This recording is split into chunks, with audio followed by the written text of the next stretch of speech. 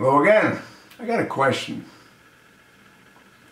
With all the money that ISIS now has, after robbing countless banks in countless cities and countless countries that they've conquered, how long do you think it'll be before they purchase a nuclear weapon?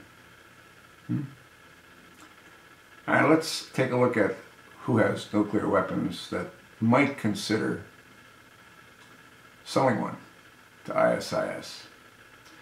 Well, they'd have to have a certain dislike for the United States.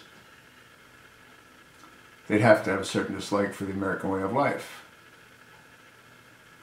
Well, that leads me to North Korea. North Korea is nuclear. Who else might consider selling a nuclear weapon? And when I say might consider, I'm not even suggesting that it's the government itself. It could be corrupt politicians. You know, like the kind we have over here, the corrupt politicians. You think that America is unique? You don't think that other countries have similar kinds of corrupt politicians as we have right here in the United States? What if someone in Pakistan who's also nuclear? Or what if a group of people in Pakistan decide to take advantage of an incredible amount of money being bestowed upon them? We know that North Korea needs money, needs food. Would some politicians in North Korea consider selling a nuclear weapon to ISIS? Well, let's assume that they received one. How do they get it here? Well, do you think it's going to be that difficult to bring a nuclear weapon into the United States when the borders are as porous as they are?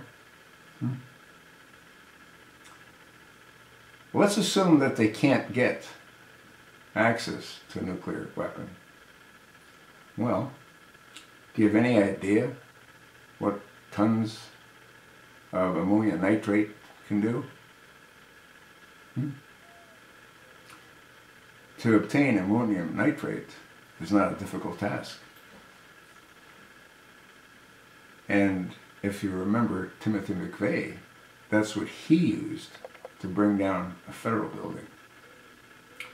And he didn't have thousands of tons of ammonium nitrate.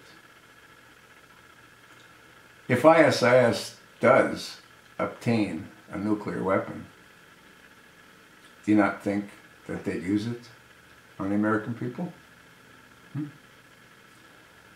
I don't know, folks. I'm just asking. We've got borders that are wide open.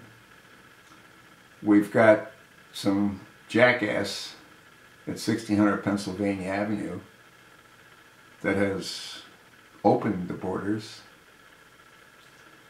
We've got some jackass at 1600 Pennsylvania Avenue that has brought back our military throughout Iraq, throughout Afghanistan, without any regard for the loss of treasure and the loss of lives that it took to capture the cities that were held by Al-Qaeda. You don't hear much about Al-Qaeda anymore. You don't have to. Al-Qaeda and ISIS are one and the same. What's it going to take for the American people to realize the truth? You know, you've heard me say this many times. The pieces of the puzzle generally paint a pretty interesting picture. Look at the pieces of the puzzle. We've got a guy at 1600 Pennsylvania Avenue that we know nothing about. And what we do know about the guy at 1600 Pennsylvania Avenue is absolutely frightening. It's terrifying. That's what it is. We know nothing about his real intentions? Or do we? If you've been watching my videos for the last, I don't know, 2.5, 3 years, have I not been pretty consistent as to what I believe the Chosen One's all about? I think so. Do you not think that members of Congress know the truth? They can't be that stupid, can they? But they're no different than us. There's nothing they can do about any of it. Pretty sad to see what was once a great country being destroyed right in front of our eyes. But that's sort of what I think is happening. Don't you?